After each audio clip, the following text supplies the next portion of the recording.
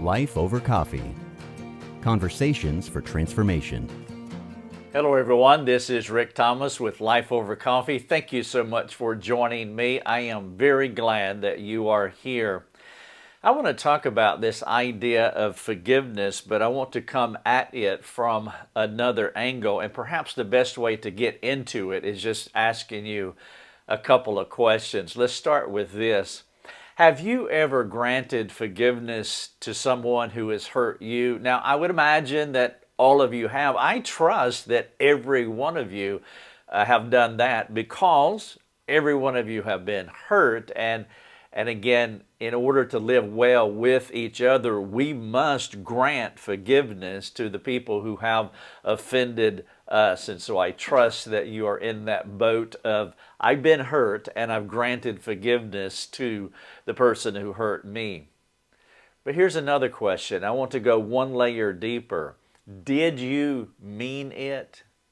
When you granted forgiveness, when you said, I forgive you, did you really mean it? I mean, is it possible for someone to say, I forgive you, because it is the Christian thing to do? Now, I'm not asking this question with a cynical eye.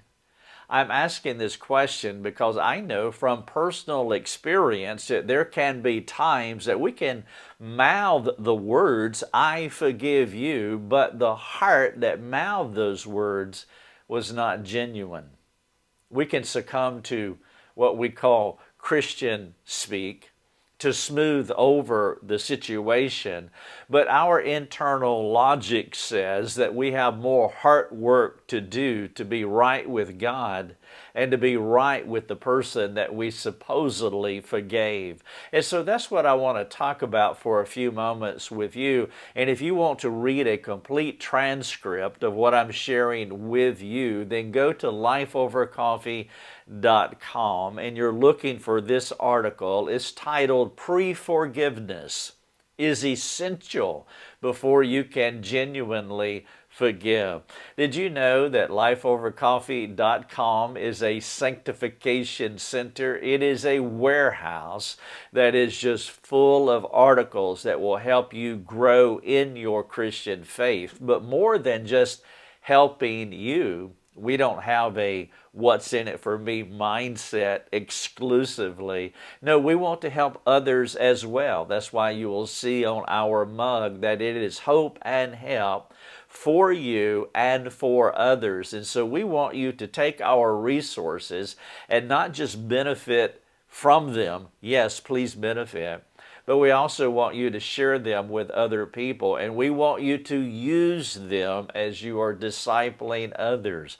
There are biblical counselors all over the world that use our resources supplementally. They use them as homework assignments. We put CTAs at the bottom of each of our articles so that folks can work through those call to action questions. And so yes, benefit and also share with others. Now, this particular resource is in a read, watch, listen format, and so you can read it, which would be great. You can watch the video version or listen to the podcast, and I hope that you will do that because this is something that is common to every one of us. And so let's begin this way.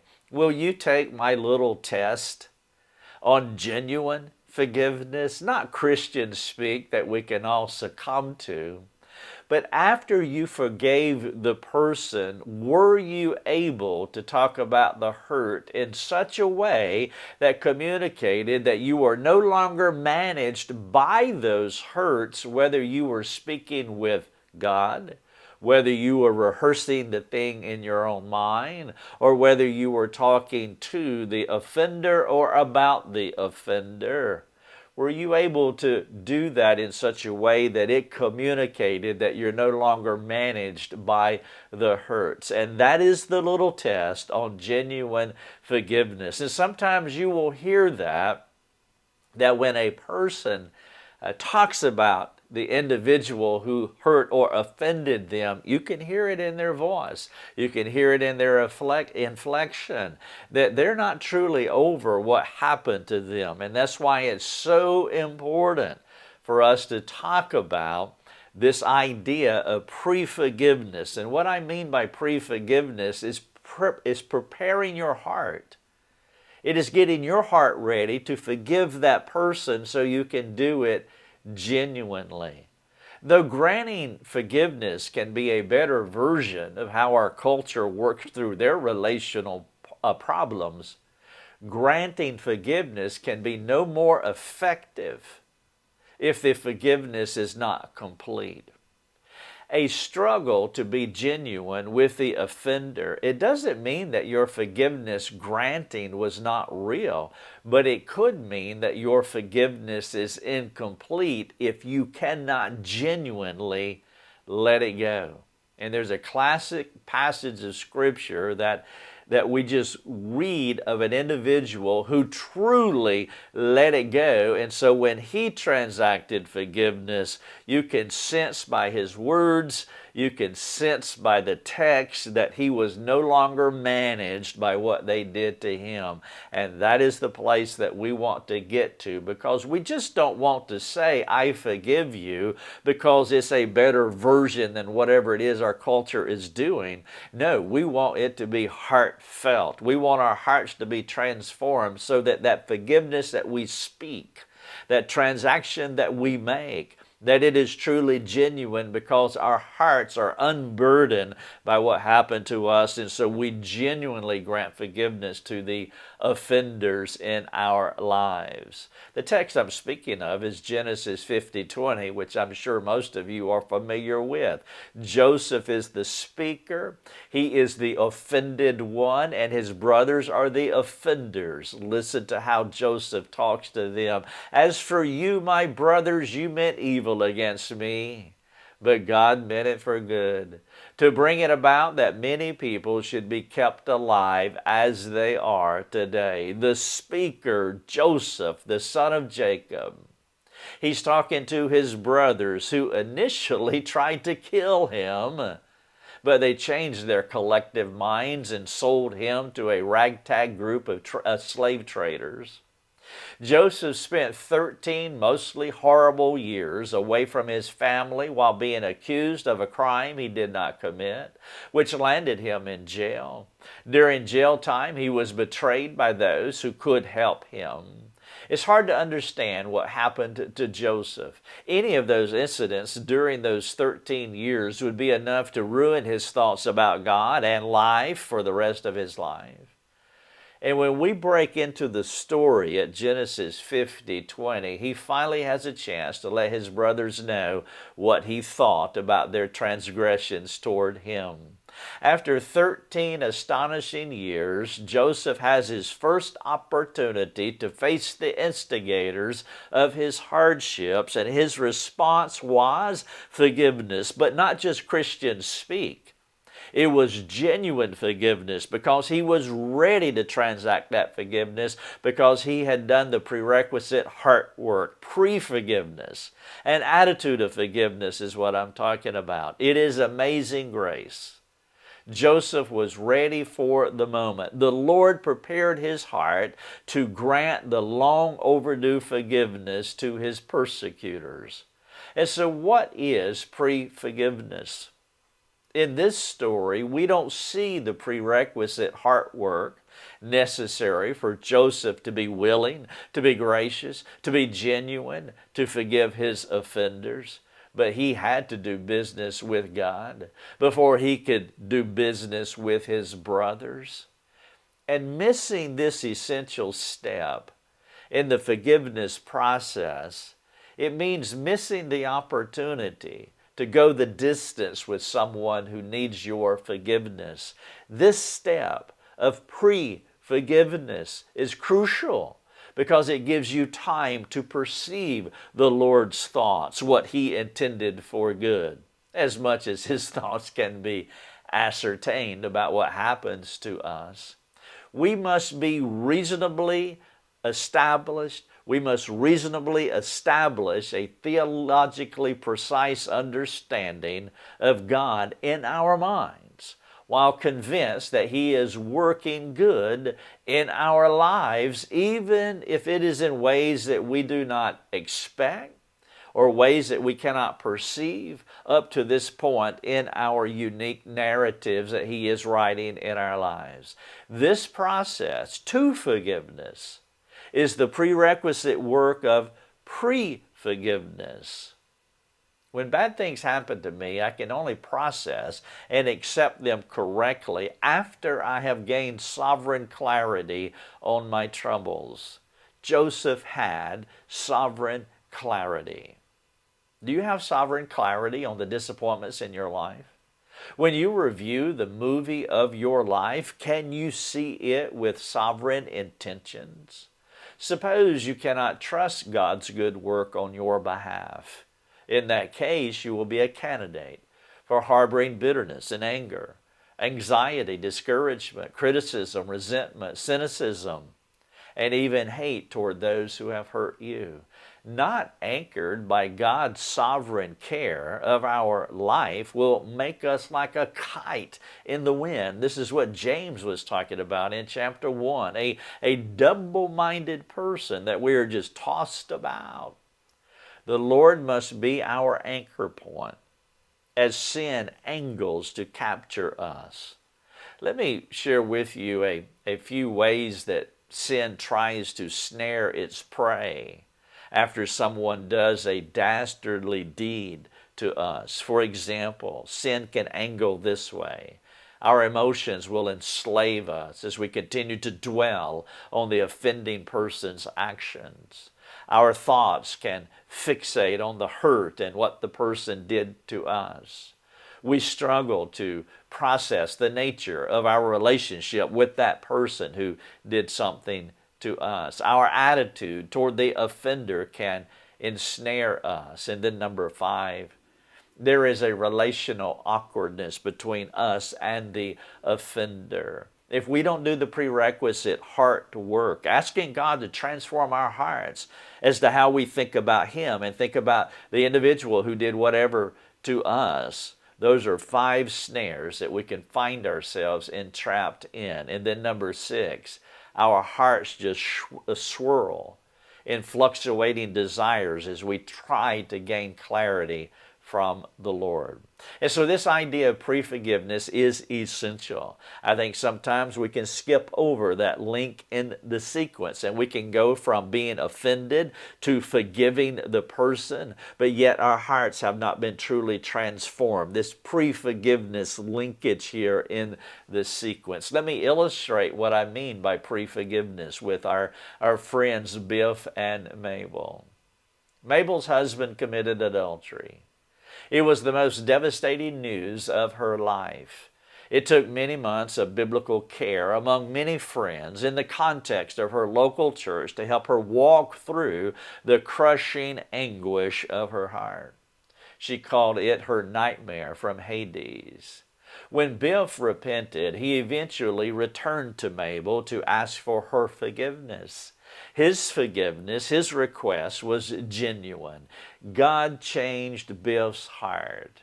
He did not know that Mabel had already done business with God like Joseph. Mabel was ready to grant forgiveness. You see, when someone sins against another person, there is now an offender and the offended. And the offended is not a passive participant in this. Even though Mabel did not ask to be part of this, she is now part of it, meaning that she has work to do whether she wants to do it or not. It's not her fault at all, but now she is in the entanglement. Mabel's brand of forgiveness was more than her Christian duty.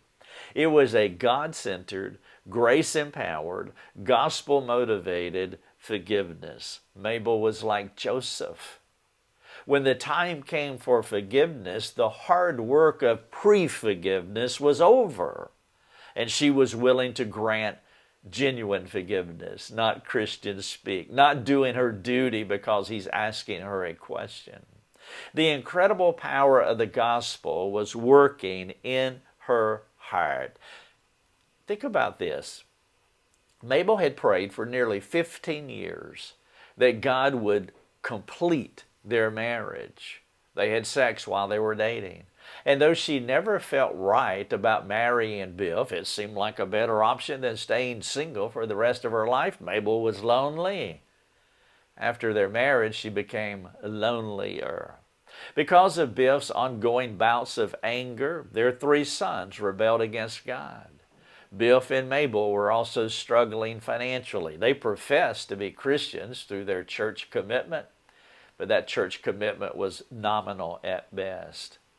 In God's autonomous and non-manipulatable time frame, He answered Mabel's 15-year prayer request to fix her marriage. What did He do? He blew it up. God dropped a bomb in the middle of their marriage and blew it to smithereens. It's impossible to adequately describe the devastation on Mabel and the children, especially if you have not lived it. By the way, many of you know I have lived exactly what I am talking about here. I'm sharing these things not as a detached influencer on social media. No, I'm sharing these things as one who has walked in these steps that Mabel is walking in. From all perspectives, it made no sense. To find good or to find God in their mess was an incredible leap of human logic. And as the numbness began to wear off, Mabel began to seek God's thoughts on what was happening in her life, what was happening in her marriage, what was going to happen to her family. That was when she came to the story of Joseph. Mabel learned that God not only worked in the present, but He planned for the future. Joseph and his family could not know that there would be a famine in the land. Joseph and his family could not know that the sovereign Lord needed someone in Egypt to set up things so that He could preserve the nation of Israel. Joseph could not know at such a macro level. And as you know, God was not just doing this for the nation of Israel or Joseph's family. Sovereign God was doing this because of His promise to Adam in Genesis 3:15 of crushing the serpent's head, because of His promise to Abraham in Genesis 12 verses 1, 2, and 3, and because of His promise that humanity needed a Savior that we see fulfilled in Galatians 4:4, and that Savior would come through Jacob's lineage. The bomb the good Lord dropped on Jacob's family flung Joseph to Egypt. According to God's predetermined plan, He scripted bad things into Joseph's life. Tossed in the crucible of suffering is what Joseph and Mabel believed the Lord was up to with them, which motivated them to give up trying to control their respective narratives while humbly stepping into God's story in the macro.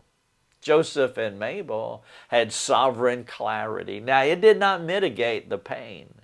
It did not alter the dysfunction. It doesn't make things any easier, but it gives them hope, and hope is what they had. And after they had come to that place in their understanding, they were ready to move forward with God's new plans for their lives. The situation became less about what was happening to them and more about what God was doing through them.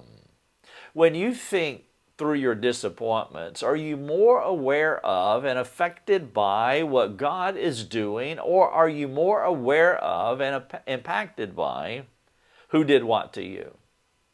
Can you humbly let go of the narrative you have been holding onto and grasp the script that God is writing for you? Now, perhaps you can do as Joseph did, as he shared 3 things with his brothers. What God did was for good, what they did was for evil, and God's good will triumph over their evil. Therefore, he could forgive his brothers for what they did to him. The question for us is, what controls our heart? What God allowed or what the offender did? Where do you put the accent mark? On the good of God or the evil of the person?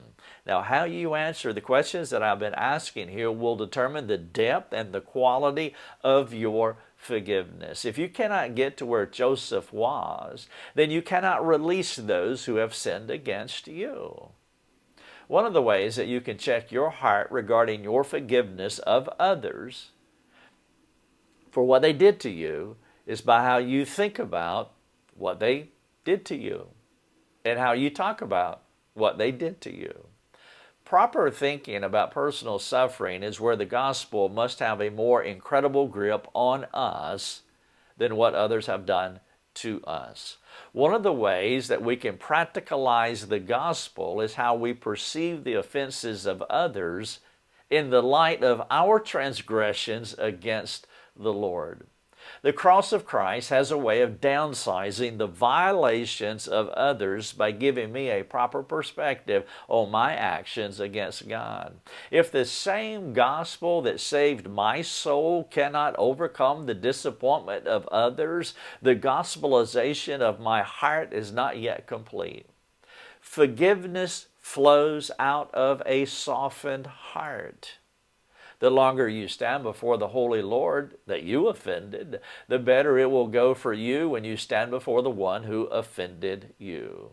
If you have done this well, then you are in an excellent place to forgive the person who hurt you. The power of the gospel makes forgiveness real and practical. Forgiveness is typically not the most challenging aspect if you have wrestled through pre-forgiveness, as I have been outlining here with the story of Joseph and also Mabel, who has been praying for 15 years that God would fix her marriage, as he is now doing by dropping a bomb in their marriage and blowing it to smithereens.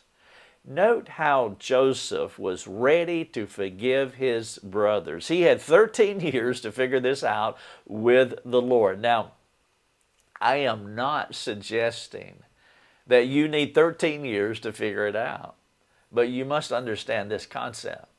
No matter how long it takes, if you do not do the hard work of pre-forgiveness, getting yourself ready to forgive the other person, it will not be as difficult when the time comes for forgiveness. However, if it is hard to forgive the other person, then you must spend more time before the Lord because some residual anger toward God and toward others is likely operating in your heart, and that has not been resolved, vanquished, settled. We are all sovereigntists.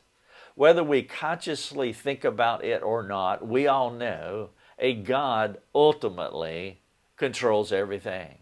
Therefore, if you cannot forgive others for what happened to you, you must resolve the underlying issue between you and God first. Once you have sovereign clarity and can freely forgive the person who hurt you, you'll be able to go beyond the hurt by genuinely reconciling with the offender. Freedom to forgive is the best part, but it gets better. Let me explain. When Lucia and I make up in the way that I have described here, there's an offender and the offended, there is transactional forgiveness, then we begin discussing the sin that separated us. The evil that enslaved us is now serving us. The sin becomes a practical working illustration that we can talk about so that we can grow and mature to the point to where we reduce the amount of future sinning against each other.